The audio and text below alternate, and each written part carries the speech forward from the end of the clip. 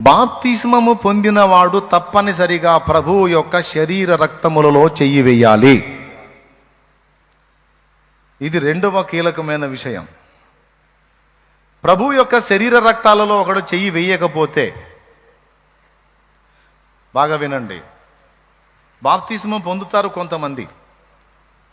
కొంతమంది మరణ పడకలో ఉండి బాప్తిస్మం పొందుతారు, బలలో చెయ్యి వేయకముందే వెళ్ళిపోతారు. వాళ్ళకి తీర్పు లేదు. ఎందుకంటే వాళ్ళకు హెల్త్ బాగుండి వాళ్ళు బలలో చేసే పొజిషన్ ఉంటే ఖచ్చితంగా లెక్క అడుగుతాడు, ఎందుకు చేయి వేయలేదని. వేసే పొజిషన్ లేదు, మరణ పడకలో తుది శ్వాసలో ప్రభువుని కోరుకున్నారు, రక్షణ పొందారు, కన్ను మూశారు, వాళ్ళని తీసుకుంటాడు. కానీ బాప్తిస్మం పొంది కూడా, అవకాశం ఉండి కూడా, ఆరోగ్యంగా ఉండి కూడా, తిరుగుతూ కూడా ప్రభు బలలో చెయ్యి వెయ్యని వాళ్లకు మారు మనసు పొంది బాప్తిస్మం పొందినా అది ఒట్టిదే అయింది. మళ్ళీ చెబుతా, కొంతమంది నాకు తెలిసిన వాళ్ళు ఉన్నారు, వాళ్ళు ఎగురుకుంటా వచ్చి బాప్తిస్మం పొందారు నా దగ్గర. ఒక్కసారన్నా ప్రభు బలలో అంటే ఎంతోమంది లేరు, నాకు తెలిసిన ఒకరిద్దరి గురించే నేను చెప్తున్నా. ఎప్పుడన్నా కనపడి ప్రభు బలలో చెయ్యి వేస్తారా అని చూస్తే ఒక్కసారి కూడా ఇలా నేను కన్ఫామ్ చేసేసాను, ఏంటంటే నువ్వు ఖచ్చితంగా బాప్తిస్మం పొందినా నరకానికే పోతావని. గ్యారంటీ కార్డు రాసి ఇవ్వమంటే రాసి సంతకం కూడా పెడతా. నువ్వు బాప్తిస్మం పొందినా కూడా నరకానికే పోతావు నువ్వు అని చెప్పి తెలియజేశా. ఒకవేళ ఈ లైవ్ వాళ్ళు వింటుంటే సభాముఖంగా ఇంతమందిలో వాళ్ళకి సాక్ష్యం ఇస్తున్నా, నువ్వు వచ్చి నీళ్లలో మునిగావు కానీ అది బాప్తిస్మం కాదు, ఎందుకంటే నువ్వు బలలో చెయ్యలా. యేసు శరీర రక్తాలలో చెయ్యి వెయ్యలా. యేసు శరీర రక్తాలలో చెయ్యి వెయ్యని వాడికి యేసులో పాలు లేదు, యేసులో భాగము లేదు. కాబట్టి ఏదో సమస్య పోయిందని మొక్కుబడిగా వచ్చి బాప్తిస్మం పొంది బల్లకు దూరమైనటువంటి బలహీనులు ఈ మాట విని సిగ్గు తెచ్చుకోండి. మొక్కుబడిగా వచ్చి పొందేది కాదు బాప్తిస్మం. బ్రతుకు మార్చుకొని దేవుని వైపు తిరిగి పాప క్షమాపణ నిమిత్తం నిత్య జీవార్థమై పొందేది బాప్తిస్మం. మరే నాకు మొన్న జబ్బు వచ్చింది, అది తగ్గితే నేను బాప్తిస్మం తీసుకుంటాను అన్నాను, తగ్గింది తీసుకుంటున్నాను అన్నది కాదు సాక్ష్యం. యేసు నా ప్రభు, నా పాపముల కొరకై చనిపోయి తిరిగి లేచాడు.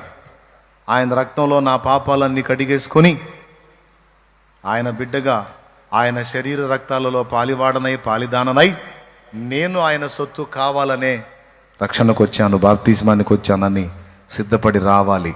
ప్రభు బలలో చెయ్యి వెయ్యని వాడు అంత్య దినమున లేవడు. ముందే చెప్పాను, అనుకూలత లేకపోతే ఎగ్జామ్షన్ ఉంది. మరణ పడకలో ఉండి నువ్వు చెయ్యి వేయకపోతే నీకు ఎగ్జామ్షన్ ఉంది, అవకాశం ఉంది. కానీ నువ్వు ఆరోగ్యంగా ఉండి ప్రశాంతంగా తిరుగుతూ కూడా ప్రభు బల్లలో చెయ్యి వెయ్యకుండా జస్ట్ బాప్తిస్మ మాత్రం పొంది ఉండి అంతటితో నువ్వు ఆగిపోతే మాత్రం ఖచ్చితంగా శిక్షలోకి వెళ్తావు. నీ బాప్తిస్మం జస్ట్ నీటి స్నానం అయింది కానీ బాప్తిస్మము కాజాలదు. ఎందుకంటే బాప్తిస్మము అనే దానిలో రెండవ విభాగమే ప్రభు బలలో చెయ్యి వేయుట, యేసు శరీర రక్తములో పాలు పుచ్చుకొనుట. అది యోహాను సువార్త 6వ అధ్యాయము. ఒక్కసారి చూడండి, బైబిల్ ఉన్నోళ్ళు తీసి యోహాను సువార్త 6వ అధ్యాయం. కావున యేసు ఇట్లనెను, మీరు మనుష్య కుమారుని శరీరము తిని ఆయన రక్తము త్రాగితేనే కాని మీలో మీరు జీవము గలవారు కారు. అందరూ ఒకసారి నోరు తెరిచి ఆ వచనం చదవండి. మీరు మనుష్య కుమారుని శరీరము తిని, అక్కడ నొక్కాడు చూడు, నేనే మార్గం అంటే ఇంకొకడు లేడని. త్రాగితేనే కానీ మీలో మీరు జీవం గలవారు కారు అంటే ఆయన శరీరము తిని రక్తం త్రాగితేనే జీవం, లేకపోతే లేదు జీవం. ఎంత క్లియర్గా చెప్పాడో చూడు. నేను బాప్తిస్మం పొందాలే, బలలో చేయకపోయినా పర్వాలా అనుకునేవారలారా, ప్రభు బల్ల ఎంత శ్రేష్టమైనదో ఎంత అవసరమైనదో ఈరోజు తెలుసుకోండి. బాప్తిస్మం పొందనివాడు అర్జెంటుగా బాప్తిస్మం పొంది బలను సమీపించాలి. బాప్తిస్మము పొందినవాడు ఏ కారణం చేత నిర్లక్ష్యం చేస్తున్నాడో ఆ తప్పులు ఒప్పుకొని మారు మనసు పొంది దిద్దుకొని బలను సమీపించి చెయ్యి వేయాలి తప్ప నిర్లక్ష్యం చేయకూడదు. నా శరీరము తిని నా రక్తము త్రాగితేనే కానీ మీలో మీరు జీవం గలవారు కారు అంటే అందులో చేయి వేయకపోతే జీవాన్ని కోల్పోతారు. వినండి, సాతాను మనల్ని మభ్యపెట్టి 4కి మనం దూరం అయ్యేటట్టు చేస్తాడు. 4కి. వాటిల్లో మొట్టమొదటిది దైవ వాక్యము, 2వది ప్రార్థనా జీవితము, 3వది పరిశుద్ధుల సహవాసము, 4వది అత్యంత శ్రేష్టమైంది, చాలా కీలకమైంది. ఈ 3కి కూడా ఆయువు పట్టు లాంటిది ఆయన శరీర రక్తములలో చెయ్యి వేయుట. అది ఎంత ప్రాముఖ్యమైందో ఎంత విలువైందో సైతానుకు తెలుసు, మనకు తెలియదు. ఆ కారణం చేత వాడు నిన్ను బల్లకు దూరం చేయటానికి శతవిధాల ప్రయత్నం చేస్తాడు. ఎందుకంటే ప్రభు బల్లలో నువ్వు చెయ్యి వేసినంత వరకు నీ ఆత్మీయ జీవితం మిణుకుమంటూనైనా సరే వెలిగి ఉంటుంది. దానికి దూరమైన నాడు ఖచ్చితంగా ఒకనాటికి చటుక్కున ఆరిపోతుంది పక్క. అందుకే వాడు కుట్రదారుడు ఏం చేస్తాడంటే కొన్ని విషయాలు నీకు కల్పించి కొన్నిటికి నిన్ను దూరం చేస్తాడు. అందులో మొట్టమొదటిది ప్రాముఖ్యంగా గొప్పగా చెప్పుకోదగ్గది ప్రభువు బల్ల. ఎందుకో దాని విలువ సైతానుకు తెలుసు, నీకు నాకు సరిగా తెలియచావదు. వచ్చిన గొడవ అది. నువ్వు నీ దగ్గర పరిశుద్ధులు తీసుకొచ్చినప్పుడు చేతిలో ఒక రొట్టె ముక్క, ఈ చేతిలో ఒక చిన్న గిన్నెలో ద్రాక్షరసం వస్తుంది నీ దగ్గరికి. నువ్వేమనుకుంటావంటే రొట్టె ద్రాక్షరసం అనుకుంటావు నువ్వు. కానీ దేవుని వాక్యం ఏం చెప్పిందంటే యేసు శరీర రక్తములకు సాదృశ్యముగా ఇవి ఉన్నాయి అని చెప్పాలా. బైబిల్లో ఒక్క చోట అంటే ఒక్క చోట కూడా ఇది నా శరీరమునకు సాదృశ్యము, ఇది నా రక్తమునకు సాదృశ్యము, జస్ట్ ఉదాహరణ, జస్ట్ ఎగ్జాంపుల్ అని చెప్పలా. ఆయన ఒక రొట్టెను ఎత్తుకొని కృతజ్ఞతాస్తుతులు చెల్లించి దానిని విరిచి వారికి ఇచ్చి ఇది మీ కొరకైన నా శరీరము అన్నాడు. నన్ను జ్ఞాపకం చేసుకున్నటకై దీనిని చేయుడి అని చెప్పాడు. అక్కడ నా శరీరానికి సాదృశ్యం అన్నాడా, నా శరీరమే అన్నాడా? చెప్పిన ప్రతి చోట కూడా ఇది నా శరీరము అన్నాడు. ద్రాక్షరసపు పాత్రనెత్తి ఇది నా రక్తము అన్నాడు. రక్తం లాంటిది, రక్తం అనుకోండి, రక్తానికి సాదృశ్యంగా ఉంది అన్నాడా? డైరెక్ట్గా రక్తమే అన్నాడా? ఎట్లా అవుతుందండి ద్రాక్షరసం రక్తం? ఎట్లా అవుతుందండి రొట్టె యేసు శరీరం అని అడగండి. ఎట్లా అవుతుంది అంటే యేసు అన్నాడు కనుక అవుతుంది. యేసు అనకపోతే అవదు, కానీ యేసు ప్రభు అన్నాడు కనుక అవుతుంది అంతే. ఇది నా శరీరము అన్నాడు అంటే దాని అర్థం ఏంటో తెలుసా మీకు? ముందంత పునాది ఇందుకే వేసింది. భక్తులకు చాలాసార్లు మారు రూపుగా ప్రత్యక్షమైన యేసు మారు రూపంలో తోటమాల్లా కనపడ్డాడు మగ్దలేన మరియకు, కానీ యేసే. 3 మనుషులుగా కనపడ్డాడు అబ్రహాముకి, కానీ యెహోవాయే. 2 దూతలుగా కనపడ్డాడు లోతుకి, కానీ యెహోవాయే. ఎమ్మాయి మార్గంలో బాటసారిలాగా కనబడ్డాడు, కానీ యేసే. ప్రభు యొక్క శరీర రక్తములని నువ్వు తీసుకుంటున్న రొట్టె ద్రాక్షరసము ఒక రొట్టెలాగా ద్రాక్షరసంగా కనపడుతుందే కానీ అది మారు రూపములో ఉన్న యేసు.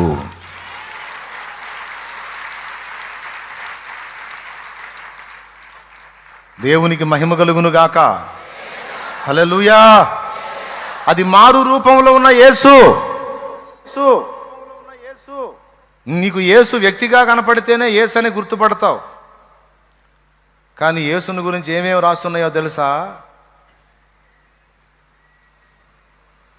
యేసును గూర్చి జీవజల నది, యేసు నదిగా అభివర్ణించబడ్డాడు, యేసు వాక్యంగా అభివర్ణించబడ్డాడు, యేసు మార్గంగా అభివర్ణించబడ్డాడు, యేసు గొర్రెలు పోవు ద్వారముగా అభివర్ణించబడ్డాడు.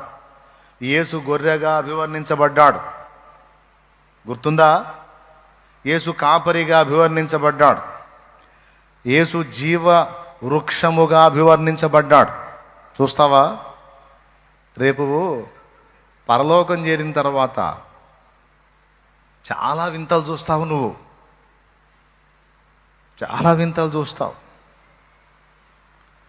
దేవుడు సర్వాంతర్యామి సర్వాంతర్యామి అని మన భారతీయులు మొక్కుతారు కదా. ఇదంతా కూడా రేపు నూతన యెరూషలేము పరలోక పట్టణంలో జరగబోతున్న వాటన్నిటికీ సాదృశ్యం. ఇక్కడ వీళ్ళందరూ మొక్కుతున్నారు, ఆ నదిలో ఉన్నాడు దేవుడు, చెట్టులో ఉన్నాడు దేవుడు. ఇక్కడ నదుల్లో చెట్టుల్లో కాదు. పరలోక పట్టణం మనం చేరిన తరువాత అక్కడ ప్రవహిస్తున్న నది నీకు కనపడిద్ది. ఆహా, నది అని దగ్గరికి వెళితే ఏమి నా కుమారుడా అంటాడు.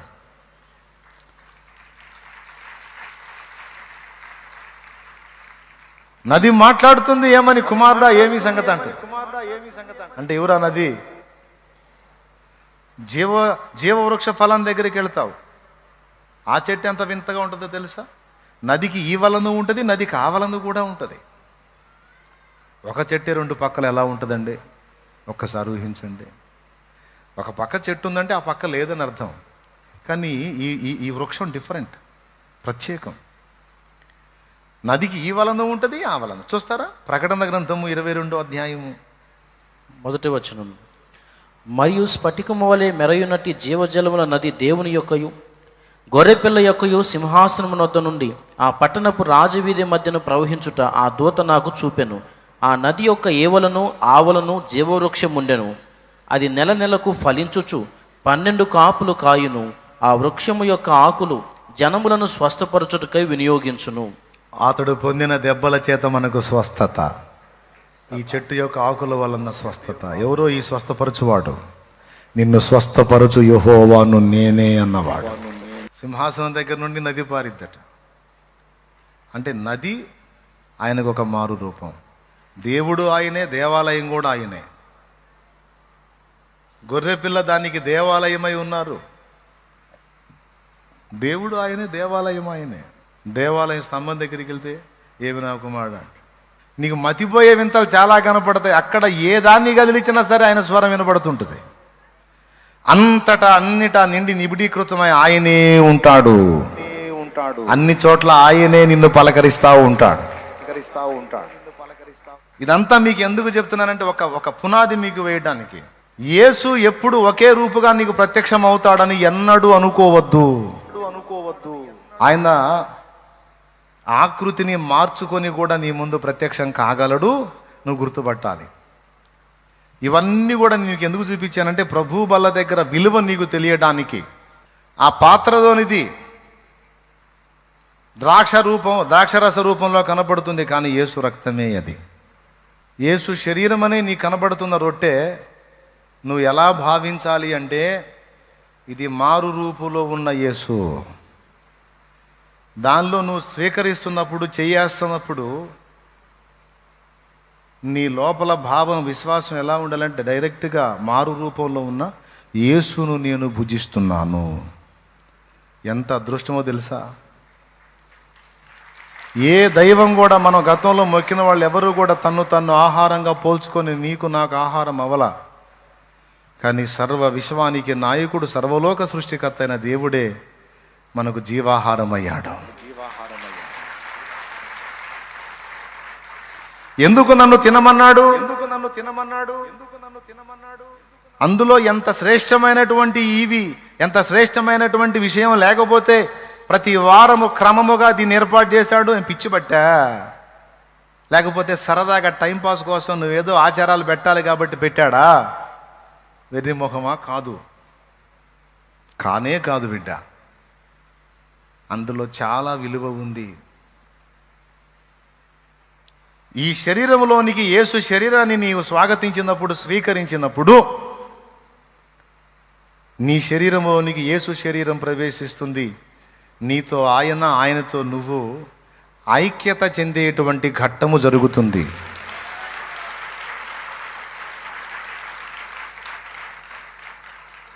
యేసును ముట్టినందుకే స్వస్థత. యేసునామాన్ని ఎత్తినందుకే విడుదల. అలాంటిది డైరెక్ట్గా నువ్వు యేసునే తీసుకుంటున్నప్పుడు అది ఎంత శక్తివంతమైందో ఒక్కసారి ఊహించావా నువ్వు? ఒక్కసారి ఊహించు. డైరెక్ట్గా ఆయనను తీసుకుంటున్నావు నీ బాడీలోకి. చిన్న విషయమా ఇది?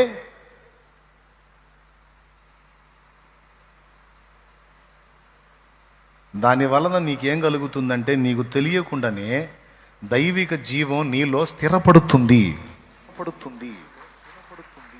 నిన్నెంత చల్లార్చాలన్నా సైతాన్ వల్ల కాదు. ఎందుకంటే ఆయన ప్రాణము రక్తంలో ఉంటుంది. ఆ రక్తం నీలోకి వస్తుంది, ఆయన దేహం నీలోకి వస్తుంది, ఆ ప్రాణ దేహములు రెండు కూడా నీలోకి వస్తున్నాయి. ఫలితంగా నీలో యేసు ఉనికి స్థిరంగా ఉంటుంది. బ్రెడ్ అది కాదు నాన్న, తీసేయి. రొట్టె అంటే బ్రెడ్ పెడతారు, అది కాదు. గోధుమ రొట్టె. ఇదేమో పులిసిన పిండి. ఈ బన్ రొట్టె ఉంది చూసావా, అది పులిసిన పిండి. యేసు పులిసిన పిండి కాదు, పులియని రొట్టె.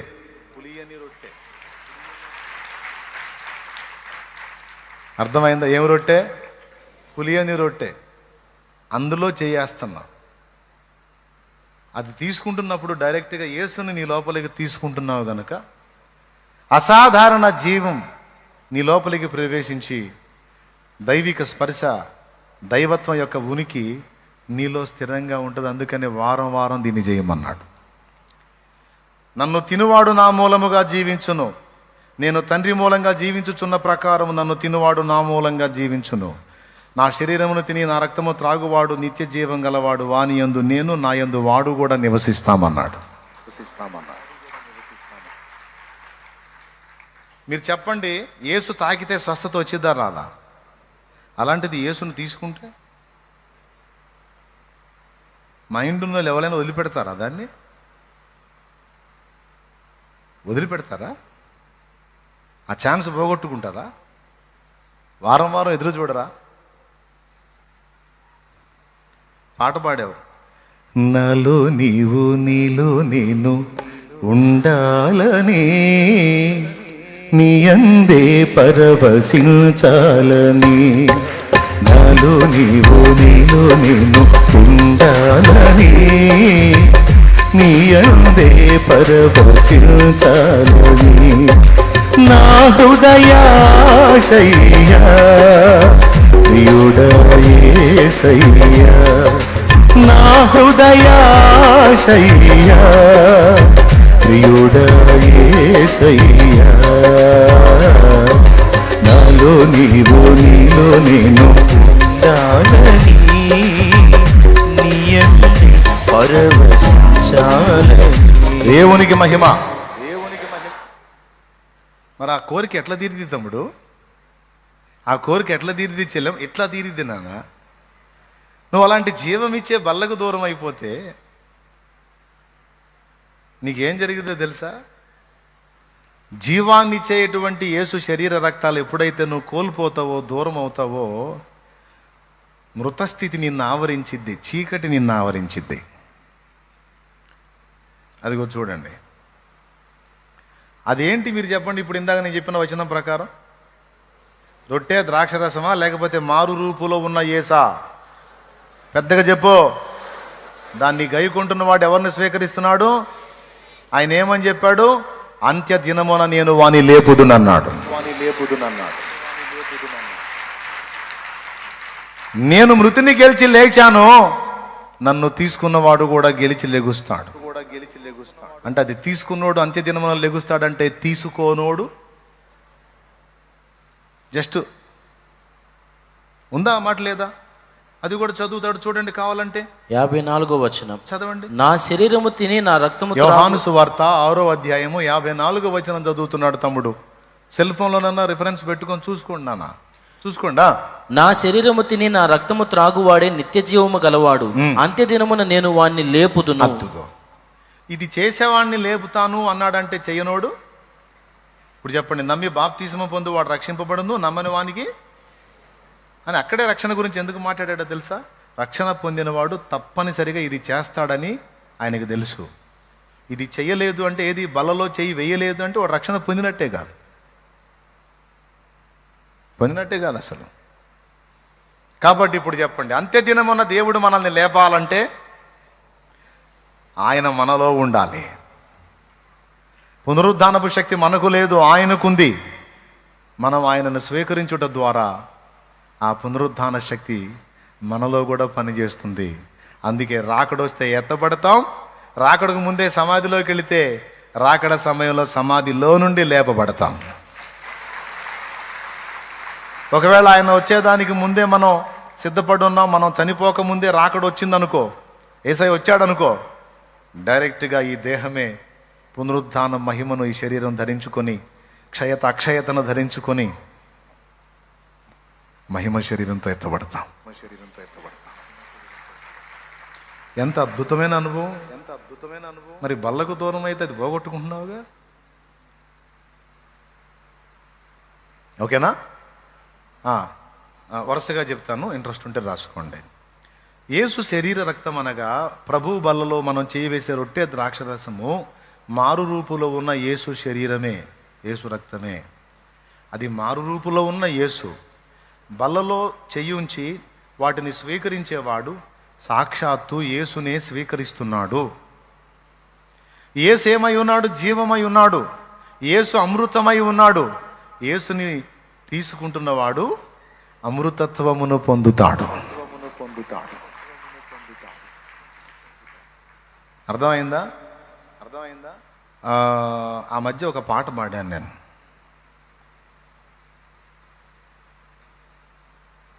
ఆలోచించరదేలా, మీరు ఆలోచించరదేలా అనే పాటలో ఉప్పు కప్పురం ఒకటిగా ఉన్న రుచుల జాడలు వేరన్న, దైవములనబడు వారెవరున్న అసలు దేవుడొకడేనన్నా. ఈ చరణంలో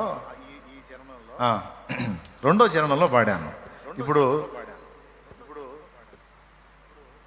దరువు వాయిస్తారు, నేను పాడతాను. మునులు ఎందరో వెతికారు సత్యమైన ఆ దేవుని, నిష్టగా ధ్యానించారు అమృతత్వము ఏదని. మునులు ఎందరో వెతికారు సత్యమైన ఆ దేవుని, నిష్టగా ధ్యానించారు అమృతత్వము ఏదని. అసతోమా సద్గమయ తమస్సోమా జ్యోతిర్గమయ మృత్యోర్మా అమృతం గమయ. మునులు ఎందరో వెతికారు సత్యమైన ఆ దేవుని, నిష్టగా ధ్యానించారు అమృతత్వము ఏదని. మునులు వెతికినా సత్యము యేసే, అమృతత్వము తెచ్చిన దేశే. మునులు వెతికినా సత్యము యేసే, అమృతత్వము ఇచ్చిన దేశే. చీకటి నిండిన బ్రతుకులలో వెలిగిన నీతి సూర్యుడే, నరులకు నరకము పాపగా నలికిన దైవం యేసుడే. ఆలోచించరదేలా, మీరాలోచించరదేలా, ఆలోచించరదేలా, మీరాలోచించరదేలా. అసలు దేవుడు ఎవరనుచు అన్వేషించరదేలా, ఆది దేవుడు ఎవరనుచు. దేవునికి మహిమ. అన్యుల్ని ఒక ప్రశ్న అడిగాలి నేను, మీరు ఆలోచించరదేమిటి? ఆలోచించరదేలా? ఎందుకు ఆలోచించరు? ఆలోచించండి. ఇందులో అమృతత్వము తెచ్చిన వాడు యేసు అని చెప్పాను. తేవటం కాదు, అసలు అమృతమే యేసు. నాయనా, బల్లకు దూరం అయినప్పుడు ఏం పోగొట్టుకుంటున్నావు నాయనా? అమృతత్వాన్ని పోగొట్టుకుంటున్నాం. దాన్ని కానీ స్వతంత్రించుకుంటే అమృతాన్ని స్వీకరిస్తున్నావు. అంటే అమృతము అంటే ఆ ప్లస్ మృతము. అర్థమైందా? అమృతము. మృతము అంటేనేమో మరణం. ఆ యాడైందనుకో మరణము లేనిది, మరణము కానిది. న్యాయము, అన్యాయము. అన్యాయం అంటే ఇక న్యాయం కాదు, న్యాయం లేదు. అలాగే మృతము, అమృతము అంటే మరణము లేనిది, మరణం. అది అమృతము అంటే అర్థం అది. ఆ అమృతత్వాన్ని మనకు అనుగ్రహించిన వాడు యేసు. అర్థమైందా? కాబట్టి ఇప్పుడు ప్రభు బల్లలో చేయి వేసేటువంటి వాళ్ళు ఏం పొందుకుంటున్నారు? జీవాన్ని పొందుకుంటున్నారు. ప్రభు బల్లలో చేయి వేసేవాళ్ళు అంత్యదినమున లేపబడుతున్నారు. ప్రభు బల్లలో చెయ్యి వేసేవాళ్ళు రక్షణలో స్థిరపరచబడ్డారు. 3 మీరు రాసుకుందాక ఆగను, టగిటగిలకు రాసుకోండి అంతే. ప్రభు బల్లలో చెయ్యి వేసేవాళ్ళు అసాధారణ జీవితం జీవించడానికి కావలసిన శక్తి దేవుని నుండి డైరెక్ట్గా పొందుతున్నారు. ప్రభు బల్లలో చెయ్యి వేసేవాళ్ళు వాళ్ళు యేసునందును యేసు వారి యందును నివసించడానికి అవకాశము కలిగి ఉన్నారు. ఓకేనా? ప్రభు బల్లలో చెయ్యి వేసేవాళ్ళు యేసు తాకితేనే స్వస్థత, యేసు మాట్లాడితే స్వస్థత, యేసు నామంలో స్వస్థత అయితే డైరెక్ట్గా యేసునే స్వీకరిస్తే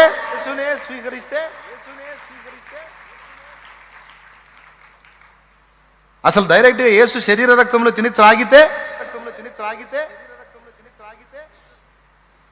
అప్పుడు ఎలా అయిపోతుందో చూడు ప్రాణాత్మ దేహం.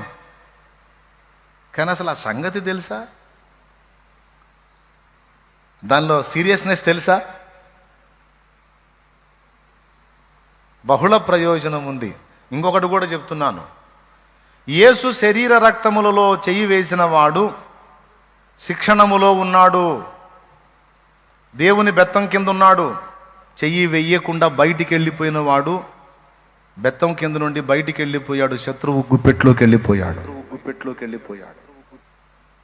బల్లలో చెయ్యి వేసేవాడు బెత్తం కింద ఉన్నాడండి.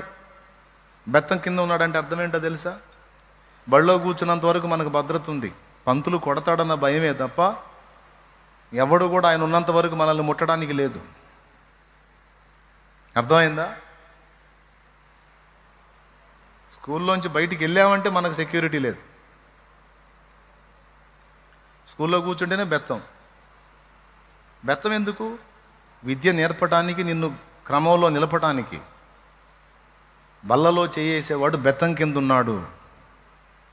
ప్రభువు చేత శిక్షింపబడతాడు అవసరమైతే. బల్లలో చెయ్యి వేసేవాడిని మాత్రమే దేవుడు జోక్యం చేసుకుంటాడు, అవసరమైతే వాడినే శిక్షిస్తాడు తప్ప బల్లకు దూరమైన వాడిని టచ్ చేయడు. మరి ఏం చేస్తాడంటే అప్పచెప్పటమే శత్రువుకి. ఎంత డేంజరో చూడు. నిన్ను దేవుడు శత్రువుకి అప్పచెప్పటం మంచిదా, అవసరమైతే 4 తన్ని కూర్చోబెట్టడం మంచిదా? దేవుడు నిన్ను దనటం మంచిదా, శత్రువుకి శాశ్వతంగా అప్పచెప్పటం మంచిదా? ఏది కావాలి నీకు? దేవుని బెత్తం కావాలా వద్దా? కావాలంటే బల్లలో చెయ్యాలి. వేసినప్పుడు ఏం జరిగిద్దంటే హక్కు వచ్చిద్ది నీ మీద ఆయనకి, పెత్తనం వచ్చింది నీ మీద ఆయనకి. అప్పుడు నువ్వు పిచ్చి చేష్టాలు చేసావనుకో, లాగొకటి పీకినా డౌట్ లేదు, లాగొకటి కొట్టైనా సరే నిన్ను సరిచేసి లైన్లో పెడతాడు. బల్లలో వేస్తేనే నీకు క్రమశిక్షణకు చర్య తీసుకుంటాడు తప్ప అందులో వేయకపోతే లేదు. ఎంత డేంజరో చూడండి. ఎందుకు తండ్రి వాడిని అసలు ఆ దూరం అయిపోయాడు, బల్లలో కూడా చేయట్లేదు, వాడిని అసలు పట్టించుకోవట్లేదు ఏంటంటే ఏ విధంగానైనా వాడు కరెక్ట్ చేయబడి వచ్చి బల్లలో వేస్తే అప్పుడు జోక్యం చేసుకుంటాను. కానీ వాడిని బల్లలో చేయకపోతే మాత్రం నేను వాడిని ముట్టజాలను. ఇంక వాడు అవతలి వాడే. ఇది సైతానుకు తెలుసు, అందుకు కుట్రబన్ని నిన్ను దూరం చేస్తాడు వాడు. అది ప్లాన్. అంటే రక్షణ పొందినా కూడా రక్షణలో నువ్వు నిలిచి ఉండకుండా నిన్ను నాశనం చేయడానికే సాతానుగాడి కుట్ర.